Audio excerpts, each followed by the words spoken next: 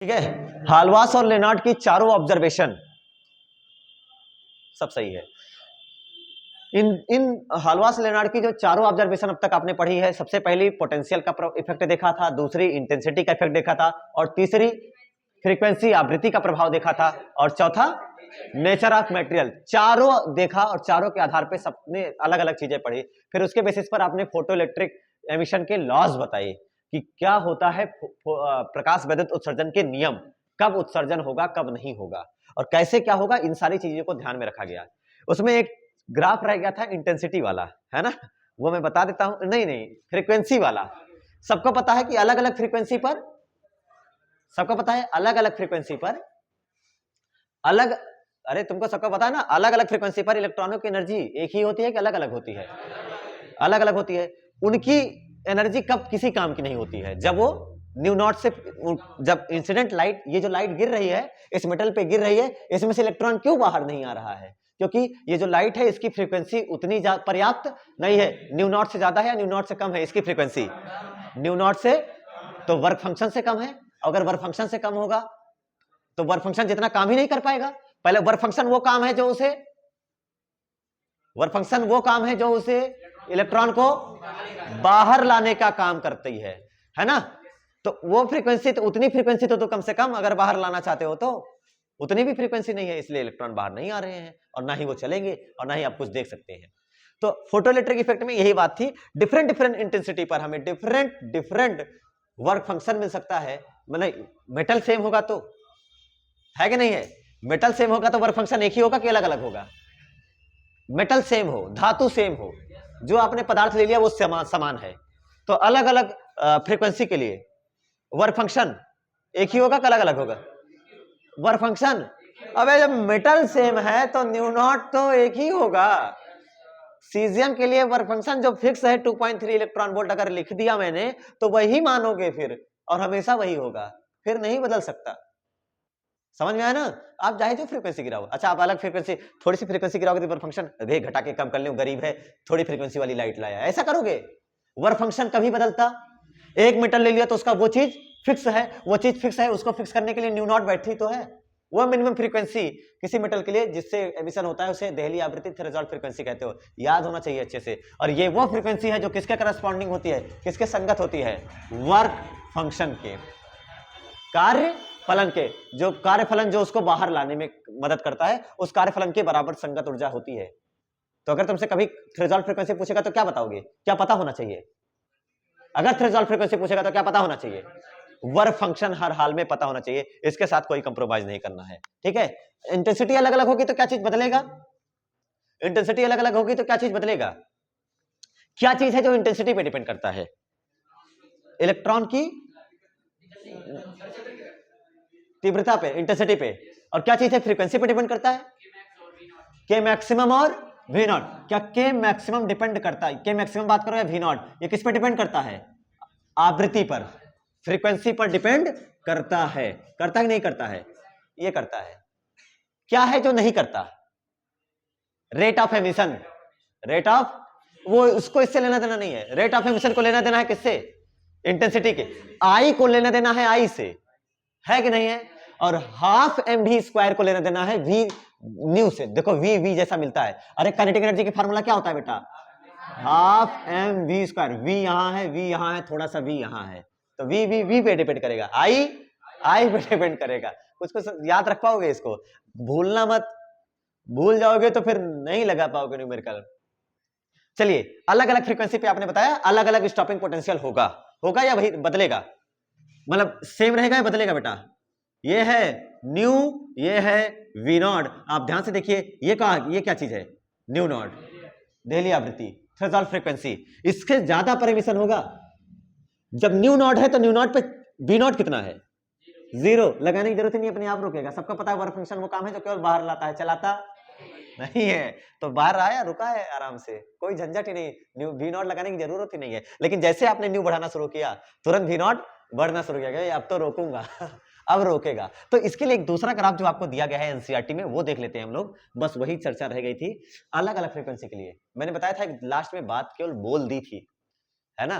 मैंने कहा था कि रहने नहीं बताते हैं, लेकिन अब बता देते हैं। ग्राफ देख लिया मैंने, तो अलग जैसे जैसे फ्रीक्वेंसी बढ़ाते जाएंगे आप, जैसे जैसे आवृत्ति बढ़ाएंगे क्या चीज बढ़ता जाएगा, फ्रीक्वेंसी बढ़ाएंगे, फ्रीक्वेंसी बढ़ाएंगे तो के मैक्स बढ़ेगा, के मैक्स बढ़ेगा तो वी नॉट की वैल्यू, स्टॉपिंग पोटेंशियल अपने आप बढ़ जाएगा, रोकने वाला पोटेंशियल अपने आप बढ़ता चला जाएगा। इसका मतलब है न्यू बढ़ाने पर वी नॉट बढ़ेगा, है कि नहीं है। तो अलग अलग न्यू के लिए, अलग अलग न्यू के लिए अलग अलग वी नॉट होगा, लेकिन उसके लिए आई सैचुरेटेड एक ही होगा अगर इंटेंसिटी फिक्स है। तो अगर इंटेंसिटी फिक्स है, अगर इंटेंसिटी कांस्टेंट होती है, ठीक है, अगर इंटेंसिटी कांस्टेंट होती है तो डिफरेंट डिफरेंट अलग अलग अलग अलग न्यू के लिए, डिफरेंट न्यू के लिए वी नॉट डिफरेंट डिफरेंट होगा। ये भी क्या होगा, अलग अलग होता है, डिफरेंट होगा, ये ध्यान दे दीजिएगा। और उसको बनाने का तरीका क्या है ये ध्यान, लेकिन क्या चीज ध्यान देना है आपको, आई सैचुरेटेड का मान बदलेगा या नहीं बदलेगा, आई कांस्टेंट है, आई सैचुरेटेड का मान नहीं बदलता।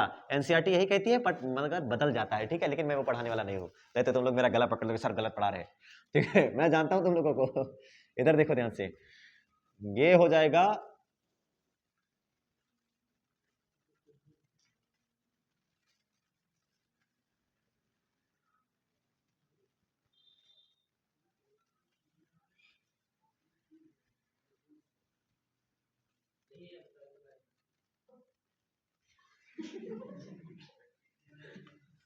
भाई, ये हो जाएगा new new not 1, new not 2, new not 3, अलग अलग फ्रीक्वेंसी पर, ठीक है, ये आपका फ्रीक्वेंसी वाला, ठीक है, अलग अलग फ्रीक्वेंसीज हैं। न्यू, इधर लिखता हूं मैं ना, इधर लिख देता हूं, आप जैसा समझिए, यहां इधर ऊपर लिख देता हूं, ये वाली है न्यू 1, ये वाली है न्यू 2, और ये वाली है आपकी न्यू 3।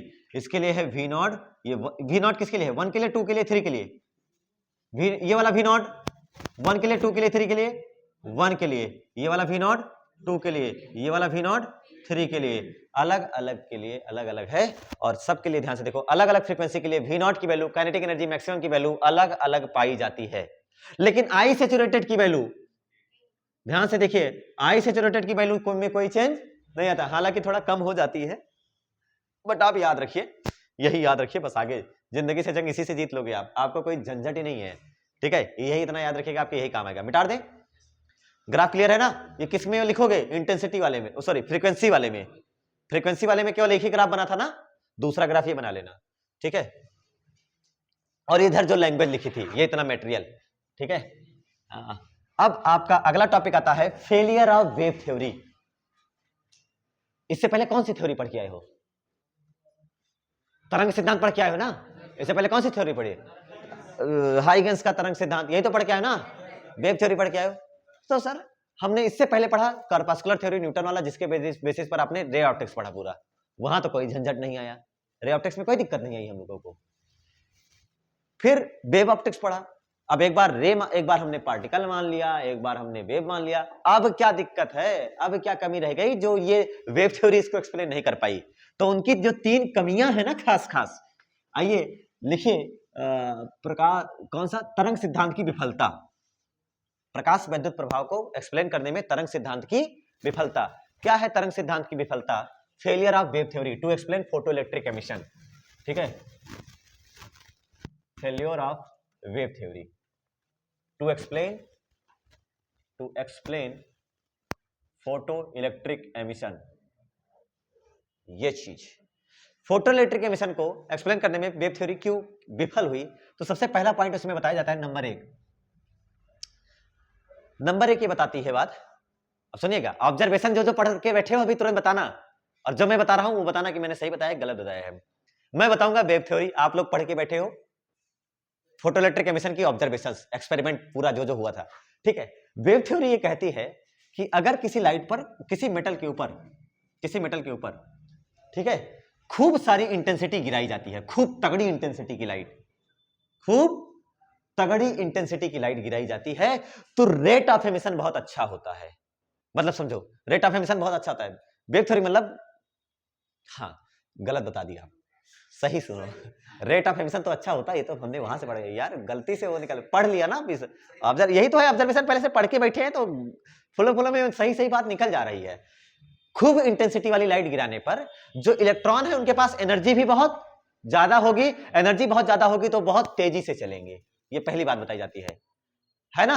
अगर आपतित तरंग की तीव्रता बहुत अधिक होती है तो जो इलेक्ट्रॉनों द्वारा ऊर्जा का अवशोषण होता है, इलेक्ट्रॉनों द्वारा ऊर्जा का जो अवशोषण होता है वो बहुत तेजी से तो होता ही, मतलब इलेक्ट्रॉन द्वारा ऊर्जा का अवशोषण होता है और बहुत सारे सारे इलेक्ट्रॉन निकलेंगे, ये तो तय है, ये तो फिक्स है, हम सबको पता है। लेकिन उनकी जो एनर्जी ज्यादा अवशोषित किया, ज्यादा एनर्जी मिली तो ज्यादा एनर्जी लेकर के वो आगे चलते हैं। यानी इसका कहने का मतलब है, वेव थ्योरी ये कहती है कि अगर खूब इंटेंसिटी वाली लाइट आकर के गिरती है तो जो बाहर निकलेंगे, खूब इंटेंसिटी का मतलब खूब एनर्जी, खूब इंटेंसिटी का मतलब खूब एनर्जी आकर के गिरी, इलेक्ट्रॉन एनर्जी ऑब्जर्व करी और लेकर के बाहर निकले, और जब लेकर के बाहर निकले तो वो दौड़ पड़े खूब रफ्तार से। क्या ये बात सही है कि गलत है? बताओ, गलत है कि सही है?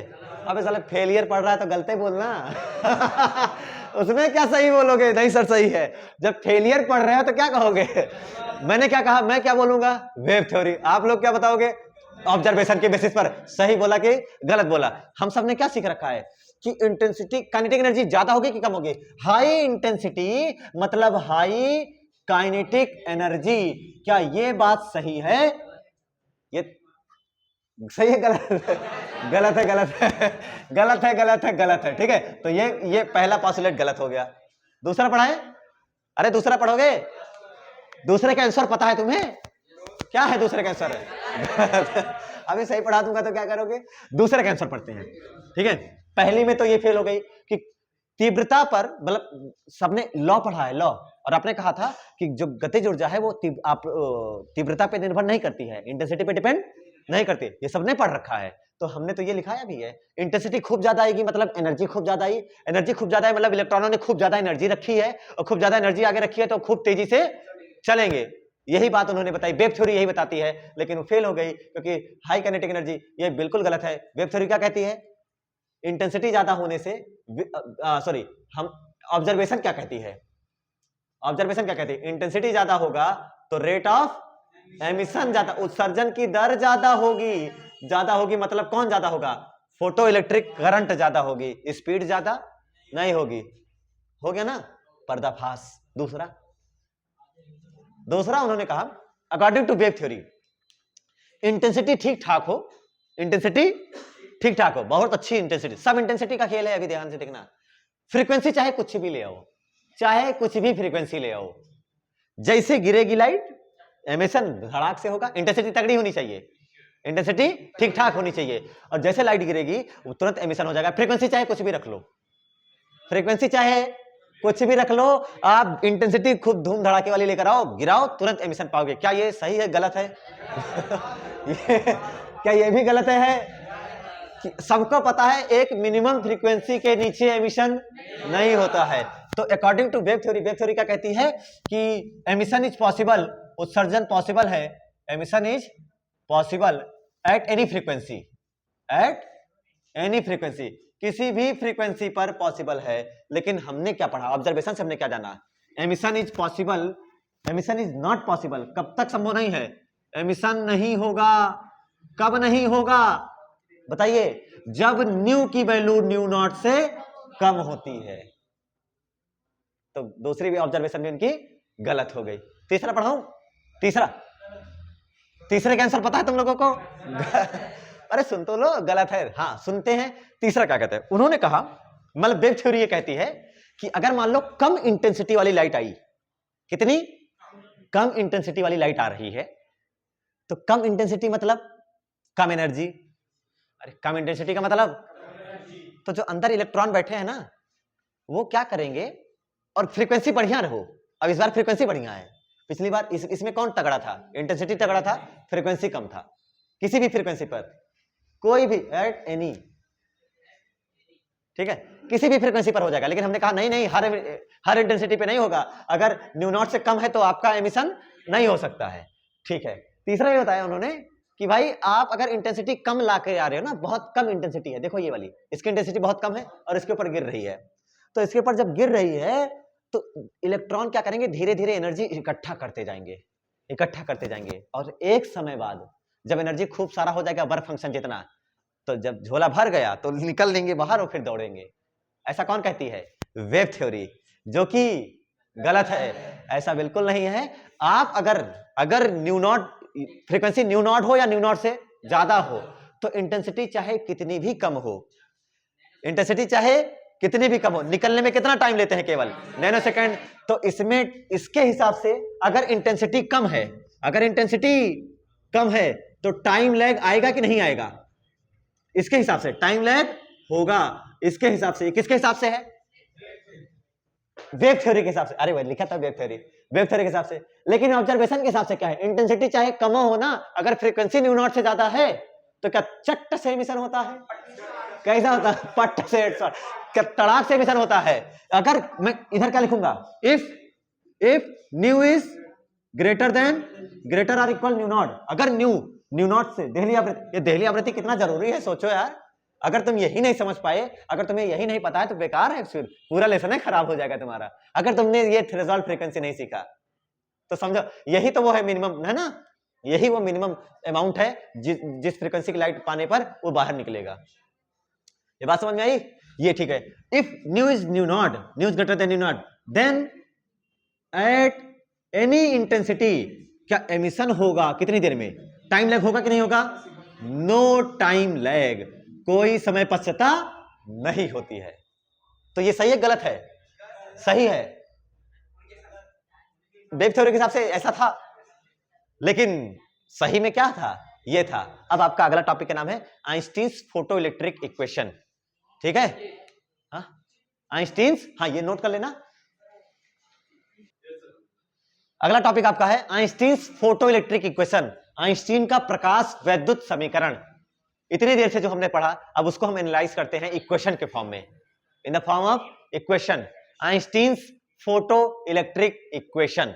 ये याद करो ध्यान से, अच्छे से समझते हैं। Einstein's photo electric equation, Einstein का प्रकाश वैद्युत समीकरण and quantum of radiation, energy quantum of radiation. ठीक है?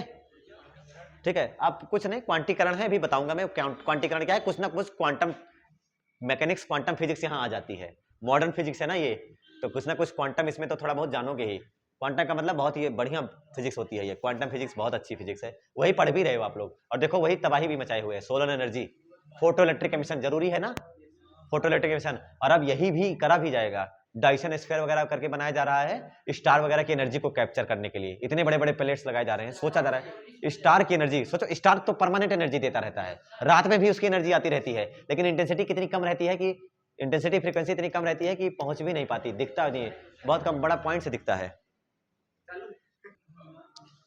वो एक रोटेशन चलता रहता है। ठीक है? आइंस्टीन का प्रकाश वैद्युत समीकरण, आइंस्टीन्स फोटो इलेक्ट्रिक इक्वेशन, बड़ी जरूरी चीज। यहां से भी सारे, अब न्यूमेरिकल का सेशन शुरू होता है यहीं से। ठीक है? आइंस्टीन ने क्या बताया, अब इसको बात सुनते हैं। प्रकाश वैद्युत प्रभाव जो है ना, प्रकाश वैद्युत उत्सर्जन, पार्टिकल नेचर साइड करा और वेव नेचर भी साइड करा। इन सब, ये सब बेकार, फेल हो गए, यहां पर नहीं काम करे। इन्होंने एक अलग ही नेचर को एक्सेप्ट करा, मतलब एक अलग ही तरीके से बताया, और फोटो इलेक्ट्रिक इक्वेशन की डेफिनेशन को डिफाइन करने के लिए उन्होंने मदद ली प्लांक्स के क्वांटम थ्योरी की। आइंस्टीन ने फोटो इलेक्ट्रिक एमिशन को समझाने के लिए किसकी मदद ली? प्लैंक्स के। अब प्लैंक कौन है इनके बारे में जानोगे आप लोग, प्लैंक्स क्वांटम थ्योरी। आइंस्टीन ने मदद ली प्लांक के क्वांटम थ्योरी की। और प्लांक की क्वांटम थ्योरी क्या कहती है, ध्यान देना, क्वांटम थ्योरी के सपोर्टर कौन कौन थे? बोहर भी थे,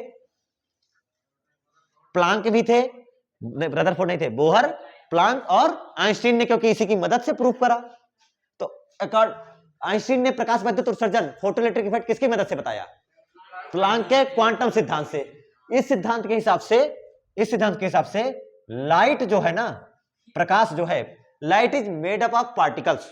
थोड़ा बहुत समझो, लेकिन वो पार्टिकल नहीं बताया उन्होंने बताया लाइट जो है वो एनर्जी का छोटा छोटा पैकेट या फिर बंडल है, टाइनी पैकेट्स ऑफ एनर्जी, ऊर्जा के छोटे छोटे पैकेट है। लाइट किससे बनी हुई है? Light is made up of, light किससे बनी है? अकॉर्डिंग टू, देखो आइंस्टीन ने प्रकाश वैद्युत उत्सर्जन की व्याख्या प्लांक के क्वांटम सिद्धांत से की, जिसके हिसाब से प्रकाश ऊर्जा के छोटे छोटे पैकेट या बंडलों से बना है। प्रकाश जो है वो ऊर्जा का छोटा छोटा पैकेट या बंडल के रूप में चलता है। प्रकाश कैसे चल रहा है ना, वो सब छोड़ो, ये वेव नेचर वगैरह नहीं, कैसे चल रहा है, ऐसा समझो कि ये लाइट चल रही है ना आगे सामने से, हमारे सामने से लाइट जा रही है, तो यहां पर छोटा छोटा बहुत छोटा छोटा पैकेट है और हर पैकेट की डेफिनेट एनर्जी है, हर पैकेट में डेफिनेट एक निश्चित ऊर्जा है। Light is made up of, किससे है, made up of tiny packets of energy. Bundle बोल सकते हो, ऊर्जा के छोटे छोटे पैकेट या ऊर्जा के छोटे छोटे बंडलों के रूप में प्रकाश चलता है। और हर पैकेट की ईच पैकेट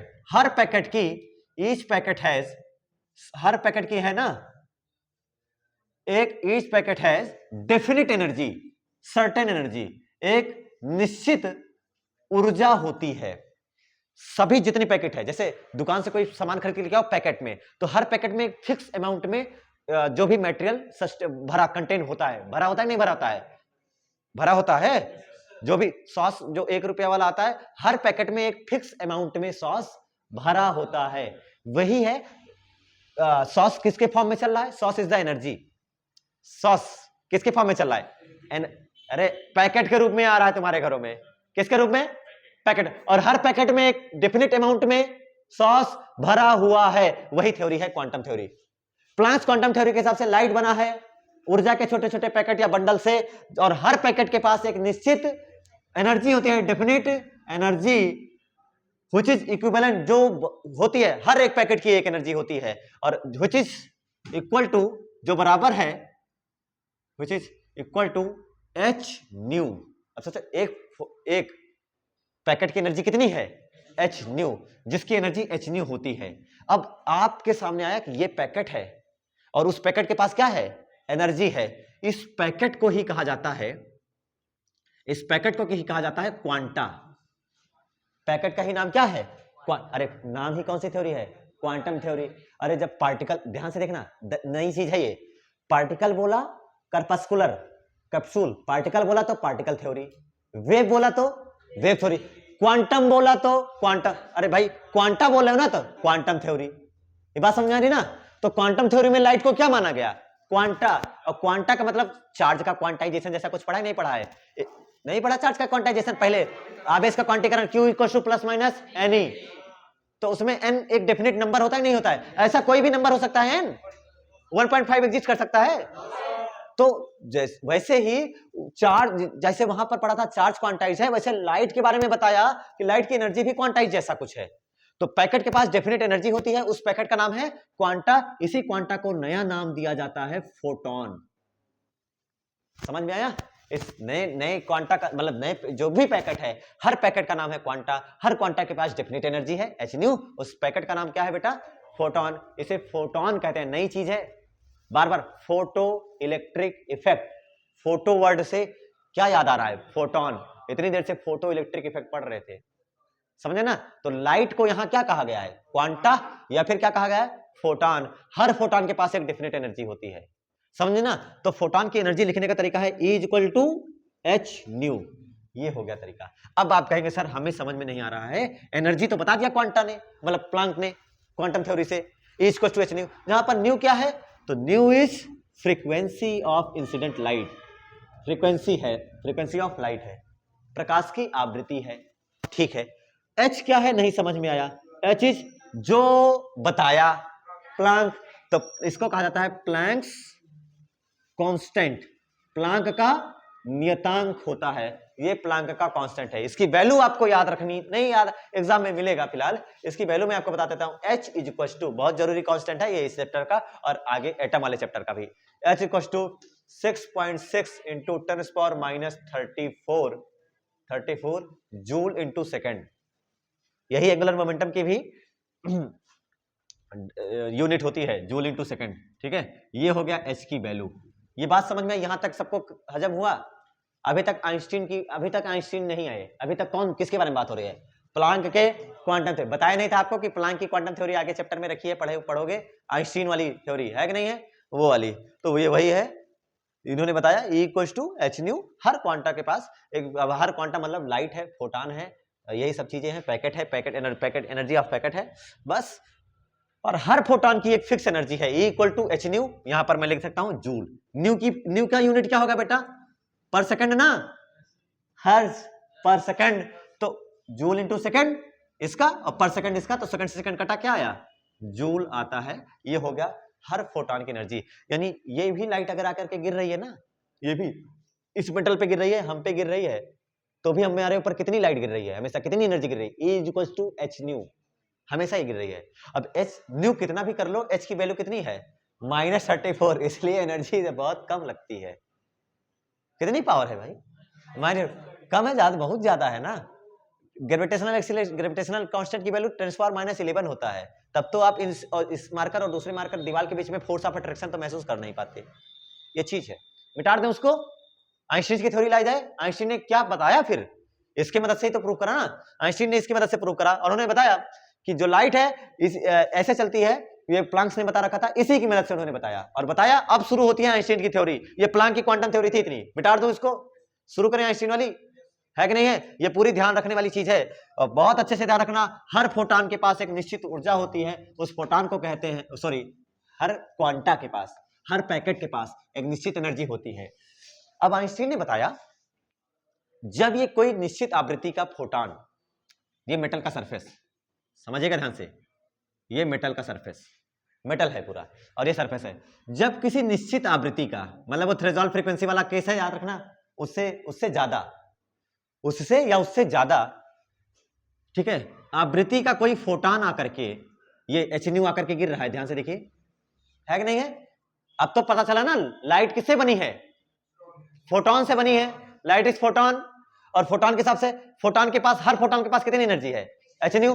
तो जब वो एच न्यू एनर्जी का फोटॉन आ रहा है और मेटल के सरफेस पे आकर के गिरता है, तो अंदर बैठे किसी एक इलेक्ट्रॉन को सारी की सारी एनर्जी ट्रांसफर कर देता है, सबको नहीं, अंदर बैठे किसी एक इलेक्ट्रॉन को सारी की सारी एनर्जी अपनी ट्रांसफर कर देता है, और खुद अपना वजूद, अपना अस्तित्व खत्म कर देता है, अपना खुद एग्जिस्टेंस खत्म कर देता है। क्या कर रहा? खूब सारी एनर्जी लेकर के आ रहा है, 100-150 लेकर के आ रहा है, 100 एनर्जी लेकर के आ रहा है, आकर के बैठे, अंदर बैठे किसी इलेक्ट्रॉन को दे दिया और खुद गायब हो गया, खुद गायब। और अब इलेक्ट्रॉन एनर्जी पा चुका है, पहले जो थी वो तो थी उसके पास, लेकिन अब उसके पास कहीं अलग से भी एनर्जी है। अब वही एनर्जी लेकर के वो चलता है आगे।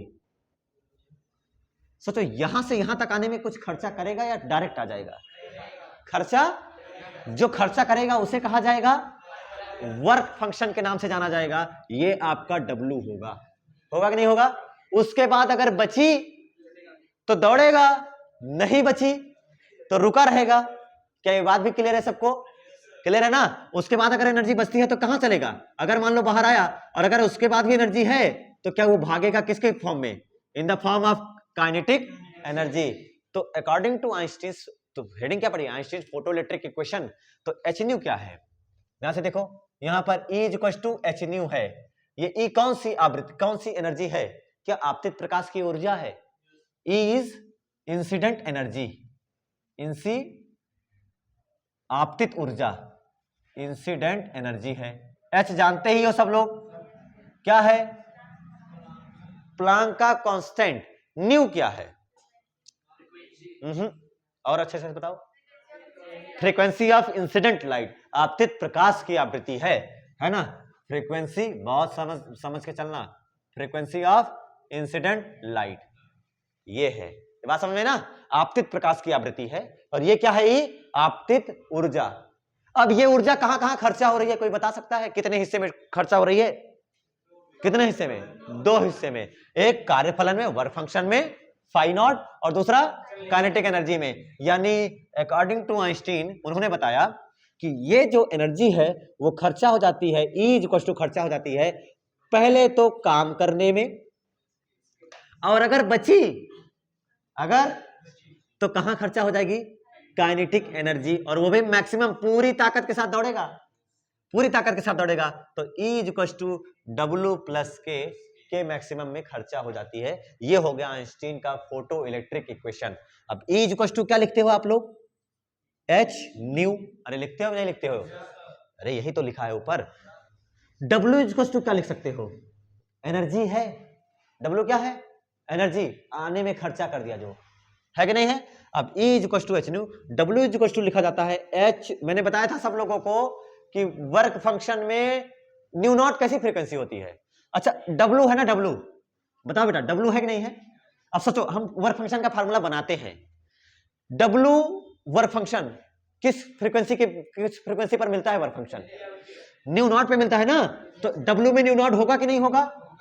तो फिर W में अगर न्यू नॉट है तो मैंने न्यू नॉट लिखा, बच्चा कौन रह गया, अगर न्यू के साथ एच है तो न्यू नॉट के साथ भी किसको होना पड़ेगा, एच को। तो W का फार्मूला हो गया h nu naught, work function का फार्मूला मिल गया, क्या मिल गया, h nu naught plus kinetic energy maximum half M we maximum का स्क्वायर। यहां से आपको पता लग जाएगा क्या चीज, आइंस्टीन का फोटोइलेक्ट्रिक इक्वेशन, जो भी पूछे बता सकते हो कोई बिना किसी बेहिचक। न्यू क्या है, frequency of incident light. New not क्या है, अरे बताइए सब लोग, न्यू नॉट क्या है, क्या थ्रेशोल्ड फ्रीक्वेंसी है। तो ये सबको याद रखना है, थ्रेशोल्ड फ्रीक्वेंसी देहली आवृत्ति है, और बाकी भी मैक्सिमम इलेक्ट्रॉनों की अधिकतम चाल, एम इलेक्ट्रॉन का द्रव्यमान। सवाल में मेरे से क्या पूछेगा, सवाल में मेरे से इसमें से कुछ भी पूछ सकता है, क्या मैं बता सकता हूं, लेकिन सवाल मेरे से और क्या पूछ सकता है, वो पूछ सकता है स्टॉपिंग पोटेंशियल। किसके बेसिस पर बताओगे स्टॉपिंग पोटेंशियल, अरे किसके बेसिस पर बताओगे, सवाल में अगर पूछेगा स्टॉपिंग पोटेंशियल, भविष्य में पूछ लिया तो किसके बेसिस पर बताओगे बेटा, क्या पता रहेगा तो बता पाओगे, क्या काइनेटिक एनर्जी पता रहेगा हाफ एम वी स्क्वायर, तो क्या उसके इक्वल ई वी नॉट करके क्या हम वी नॉट भी बता सकते हैं। इसका मतलब है अगर मुझे क्या पता होगा, अगर सवाल न्यूमेरिकल में बता रहा हूं, यहीं पर याद रखते हुए चमकाते हुए कॉन्सेप्ट चलते हैं, ताकि दोबारा जब मैं सवाल दूं तो तुम सीधे मुझे आंसर दो, मुझसे ये मत पूछो सर कौन सा फार्मूला लगेगा। क्या समझ में आया, अगर अगर न्यूमेरिकल आएगा, भविष्य में आएगा भी, तुम्हें सामना भी करना पड़ेगा स्टॉपिंग पोटेंशियल का। अगर पूछेगा स्टॉपिंग पोटेंशियल बताइए, तो आप क्या करेंगे उस दौरान, ईवी नॉट किसको, स्टॉपिंग पोटेंशियल क्या मैक्सिमम काइनेटिक एनर्जी इलेक्ट्रॉन को रोक देता है, तो ईवी नॉट बराबर किसके लिखा जाएगा, half K max, half M we maximum का स्क्वायर। यहां से क्या पता लग जाएगा आपका, वी नॉट। आपको पूरा सवाल दे दे, पूरा सवाल दे दे, के मैक्सिमम ना दिया रहे, समझ में, के मैक्सिमम ना दिया रहे, और आपसे कहते कि वी नॉट बताओ स्टॉपिंग पोटेंशियल, तो आप सबसे पहले क्या बताओगे, के मैक्सिमम। के मैक्सिमम पूरा सॉल्व करने के बाद के मैक्सिमम आएगा, के मैक्सिमम जो भी आएगा उसको किसके इक्विवेलेंट करना है, ई वी नॉट के, और सीधे आपका स्टॉपिंग पोटेंशियल का सवाल आ जाएगा। जाकर के देख लेना, उठा लेना, सारे न्यूमेरिकल तुमसे हो जाएंगे, कोई न्यूमेरिकल तुमसे फंस जाए तो बताना बेटा, सारा कॉन्सेप्ट तुम्हारा क्लियर होते चल रहा है, कहीं कोई दिक्कत नहीं है। अब आगे सवाल आया इस न्यू को लेकर के, सबको पता है फ्रीक्वेंसी, फार्मूला आता है सबको, अरे फार्मूला पता है, फ्रीक्वेंसी एक सेकंड ऐसे लिखते हैं, V बराबर एफ लेमडा, V बराबर C बराबर न्यू लेमडा। यहां आवृत्ति को एफ से नहीं लिखते, किससे लिखते हैं, न्यू से। आवृत्ति किस लेटर से लिखा जाता है, न्यू से। अच्छा वर्क फंक्शन के लिए आपको फाई या फाई नॉट ये भी लिखा मिल सकता है कहीं, जरूरी नहीं है कि डब्ल्यू ए लिखा मिले, मैंने डब्ल्यू वर्क फंक्शन डब्ल्यू बना रखा है, बाकी कहीं कहीं अलग अलग जगह बीटा नॉट फाई नॉट लिखा, फाई नॉट ज्यादा लिखा मिलेगा, तो ध्यान रखिएगा, नहीं तो कंफ्यूज हो जाओ कि सर मास्टर गलत पढ़ा दिया, कल मेरे सामने ये गलत पढ़ा दिया, यहाँ तो डब्ल्यू लिखा था। तुम्हारा कोई भरोसा नहीं है ससुरो, तुम लोग कुछ भी कर सकते हो, है ना। इधर सुनिए, अब क्या चीज है, सबको पता है C equals to nu lambda, यहां से न्यू इक्वल्स टू क्या हो जाएगा, C अपॉन, अरे होगा कि नहीं होगा, देख लो, nu equals to C upon lambda. तो मैं अगली इक्वेशन बना रहा हूं और उसको ध्यान से देखते हैं, H न्यू, यहां से अगर K मैक्सिमम बताना होगा तो बेटा क्या करोगे, K मैक्सिमम बताना होगा तो क्या करोगे, सब लोग देखो, K maximum is equal to क्या लिखा जाएगा, देखो अब फार्मूलों की बौछार होने जा रही है, K मैक्सिमम बराबर H new minus H new not, सही लिखा गया, H new minus H new not, K maximum बराबर हाफ एम भी मैक्सिमम का स्क्वायर, या M मैक्सिमम, M मैक्सिमम लिखोगे या V मैक्सिमम, नहीं नहीं, M मैक्सिमम का, इलेक्ट्रॉन का तो मास फिक्स है 9.18 H न्यू, H कॉमन, अरे H कॉमन, हाँ तो तुम लोग बताते भी नहीं हो, न्यू माइनस न्यू नॉट, ठीक है, इसे बोलते हैं आइंस्टीन का फ्रीक्वेंसी वाला रिलेशन, बट क्योंकि इसमें सब फ्रीक्वेंसी फ्रीक्वेंसी है, लेकिन हमें फोटोइलेक्ट्रिक इक्वेशन देनी है तो लेमडा लाना पड़ेगा। आइए लेकर आते हैं lambda, half M we maximum square equal to H यहाँ क्या आएगा, C upon lambda minus C upon lambda naught. ये सबको पता है ना, न्यू नॉट के करस्पॉन्डिंग जो लेमडा होती है उसे लेमडा नॉट कहते हैं, है ना। देहली आवृत्ति के संगत तरंग दैर्ध्य को देहली तरंग दैर्ध्य कहते हैं। ये मिनिमम होती है, मैक्सिमम होती है? हाँ, ये मैक्सिमम और ये मिनिमम होती है। ठीक है, बहुत अच्छी बात है। यहाँ से कौन कॉमन हो रहा है, सी हाफ एम भी maximum square equal to h c 1 lambda minus 1 lambda naught. यही वो इक्वेशन है जिसका आपको इंतजार था, जिसकी आपने हेडिंग डाल रखी थी, आइंस्टीन्स का फोटो इलेक्ट्रिक इक्वेशन। ठीक है, आइंस्टीन्स का फोटो इलेक्ट्रिक इक्वेशन, है ना। यही है वो प्रकाश वैद्युत समीकरण। अगर आपके एग्जाम में आता है तो आपको पूरा जीरो से लेकर के यहां से लेकर के ये पूरा सब करना है। ये करने की जरूरत नहीं है, दिस इज, ये किसके लिए बताया है मैंने जानबूझ के यहीं पर, ये किसके लिए बताया गया है, स्टॉपिंग पोटेंशियल के लिए और सारे न्यूमेरिकल्स को सॉल्व करने के लिए। ठीक है, तो अब कोई भी न्यूमेरिकल तुमको इस लेसन का दिखेगा तो आप देख करके तुरंत सेकंड वर्ड में उड़ा सकते हैं, और ये आइंस्टीन का फोटो इलेक्ट्रिक इक्वेशन कंप्लीट होता है। ठीक है, और उसके बाद आपका आता है पार्टिकल नेचर ऑफ फोटॉन, है ना, और उसके बाद आपका थोड़ा बहुत बचता है। ठीक है, ठीक है, नोट्स बना लीजिएगा, रिवीजन करते रहिएगा, टाइम बहुत कम है। धन्यवाद।